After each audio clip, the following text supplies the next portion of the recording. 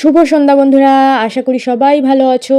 আর আমারও মোটামুটি চলে যাচ্ছে এই সারাদিন বৃষ্টির মধ্যে। তবুও দেখো ভক্তের সমাগম কিন্তু এক ফোঁটা কমেনি। তোমাদের সোজা রথেও দেখিয়েছিলাম ভক্তের সমাগম যেমন বনগাঁতে প্রচুর প্রচুর ছিল, আর উল্টো রথের পরিস্থিতিও দেখো, ছাতা নিয়ে সবাই বেরিয়েছে, এমনকি আমরাও বেরিয়েছি। সোজা রথে তাও তো এমনি বেরিয়েছিলাম, আর এই উল্টো রথের পরিস্থিতি এতটাই খারাপ যে ছাতা নিয়ে বেরোতে হয়েছে। তবুও কিন্তু বাঙালি বলে কথা, যেমন পুজোতে কেউ বেরোতে দ্বিধাবোধ করে না, হাজারো বৃষ্টি হাজারো শীত হোক যাই হোক তার মধ্যে দিয়ে, তেমনই রথের মেলাও কিন্তু এমনই বাঙালির জনপ্রিয়। তাই জন্য আর বনগাঁবাসীর তো কোনো কথাই নেই। তোমরা তো আশা করি এটা সকলেই জানো যে বনগাঁ মানে একটা উৎসবের অন্যতম শহর। তেমনই দেখো এই উল্টো রথে ভক্তের সমাগম কেমন প্রচুর পরিমাণে। আর আমার তো জানো ভয় হচ্ছিল রীতিমতো, যে 2 বছর আগে আমার রথের চাকার নিচে পা পড়েছিল, যার জন্য অনেক ভোগান্তি আমাকে ভুগতে হয়েছে। এবছরও না তাই হয়।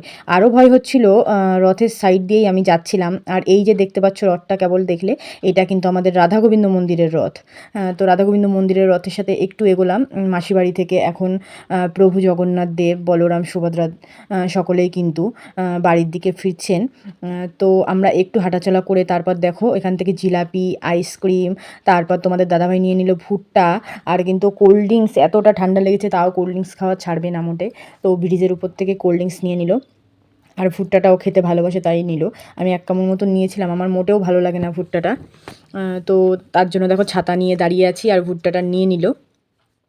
তো তোমরা কিন্তু আমাকে অবশ্যই কমেন্টে জানিও যে বনগাঁতে কে কে রথের মেলায় বেরিয়েছো। হ্যাঁ, অবশ্যই কিন্তু জানিও। আর শুধু বনগাঁ বলে না, কে কোথা থেকে ভিডিওটা দেখছো, কে কে এমন রথের মেলায় বেরিয়েছো, সেটাও কিন্তু অবশ্যই জানিও। তো চলো আজকের মতো ভিডিওটা এখানে এন্ড করছি। ভিডিওটা ভালো লাগলে একটা লাইক কমেন্ট শেয়ার